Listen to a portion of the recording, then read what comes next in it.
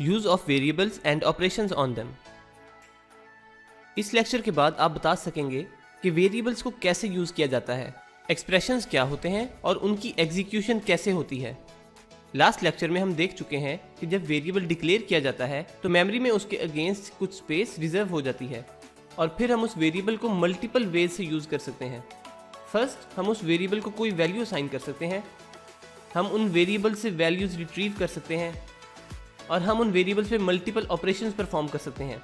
For this lecture हम सिर्फ mathematical operation जैसे कि एडिशन, मल्टीप्लिकेशन वगैरह तक कन्फाइन रहेंगे और बाकी ऑपरेशंस को आगे आने वाली वीडियोस में देखते हैं।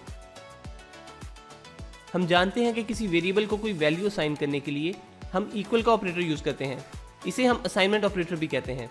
असाइनमेंट ऑपरेटर को यूज करते हुए हम वेरिएबल को 3 डिफरेंट टाइप्स की वैल्यूज असाइन कर सकते हैं। नंबर 1, कॉन्स्टेंट्स, जैसा कि यहाँ पे हम x वेरिएबल को 8 जो कि कांस्टेंट है असाइन कर रहे हैं। नंबर 2, वेरिएबल्स, हम किसी वेरिएबल को कोई दूसरा वेरिएबल भी असाइन कर सकते हैं, जैसा कि यहाँ पे हम y को x असाइन कर रहे हैं। नंबर 3, एक्सप्रेशंस, हम वेरिएबल्स को एक्सप्रेशंस के थ्रू भी वैल्यूज असाइन कर सकते हैं। एक्सप्रेशंस को आगे हम डिटेल में देखेंगे। इसके अलावा हम वेरिएबल्स के थ्रू मेमोरी से डाटा एक्सेस भी कर सकते हैं, जैसा कि इस एग्जांपल में हम x वेरिएबल की वैल्यू मेमोरी से रीड करके y वेरिएबल को असाइन कर रहे हैं। नेक्स्ट हम देखते हैं कि वेरिएबल्स पे मैथमेटिकल ऑपरेशंस कैसे परफॉर्म होते हैं। यहाँ पे आप देख सकते हैं हमारे पास 2 वेरिएबल्स हैं x और y, जिनमें रिस्पेक्टिवली 3 और 8 स्टोर्ड हैं। अब नेक्स्ट हम क्या कर रहे हैं, हम उन पर एडिशन परफॉर्म करके उसका रिजल्ट z वेरिएबल में स्टोर कर रहे हैं। x प्लस वाई में कंपाइलर सबसे पहले x और y की वैल्यूज़ को मेमोरी से रीड करेगा, फिर उन पे दिया गया ऑपरेशन यानी कि एडिशन परफॉर्म करेगा और सबसे लास्ट में इसका रिजल्ट z वेरिएबल को असाइन कर देगा। इस कंप्लीट स्टेटमेंट यानी कि x प्लस वाई को हम एक्सप्रेशन कहते हैं, जिसमें x प्लस वाई ऑपरेंड्स हैं और प्लस का साइन ऑपरेटर है। ये वो अरिथमेटिक ऑपरेटर्स की लिस्ट है जो हम C++ में यूज़ कर सकते हैं।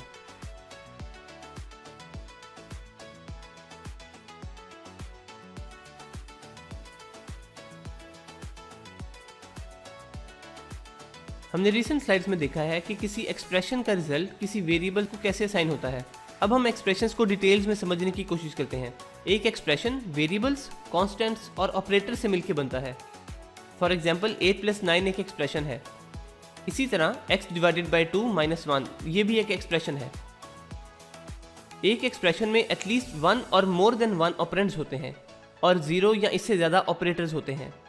फॉर एग्जांपल x + 10 - y ये एक एक्सप्रेशन है जिसमें x, 10 और y ये ऑपरेंड्स हैं और प्लस और माइनस ये ऑपरेटर्स हैं। अब ये एक एक्सप्रेशन है जो सिर्फ कांस्टेंट्स और ऑपरेटर से मिलकर बना है। ये एक्सप्रेशन हमने अभी रिसेंटली भी देखा है जो वेरिएबल्स और कांस्टेंट्स से मिलकर बना हुआ है। सपोज करें यहाँ पे x की वैल्यू 5 है और y में 12 स्टोर्ड है, तो इस एक्सप्रेशन का रिजल्ट हमारे पास 27 आएगा।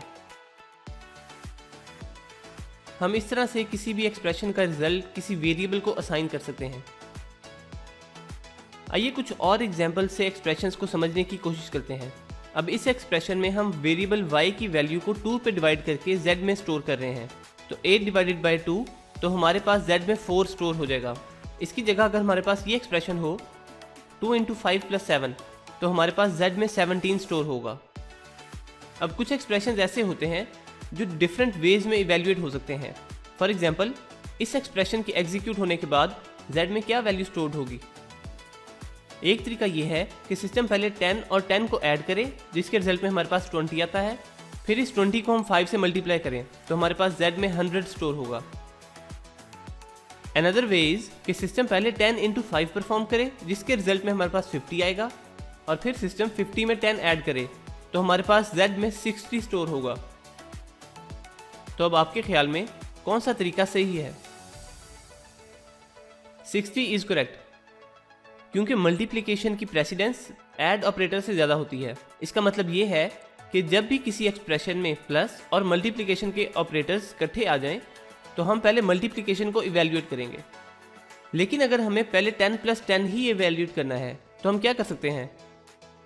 हम पैरेंथेसिस यूज़ कर सकते हैं, क्योंकि पैरेंथेसिस की प्रेसिडेंस ज़्यादा होती है, यानी कि पहले पैरेंथेसिस इवेल्युएट होंगी उसके बाद मल्टीप्लिकेशन।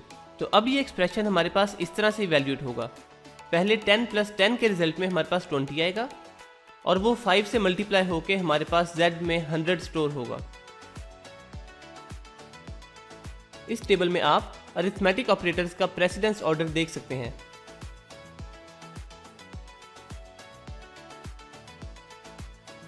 प्रेसिडेंस ऑर्डर को याद रखने के लिए हम पेमडास रूल यूज करते हैं, that is parenthesis, exponential, multiplication, division, addition and then subtraction.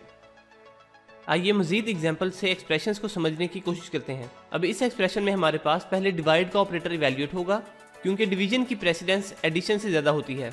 तो हमारे पास 3 डिवाइडेड बाई 4 यानी कि 0.75 आएगा।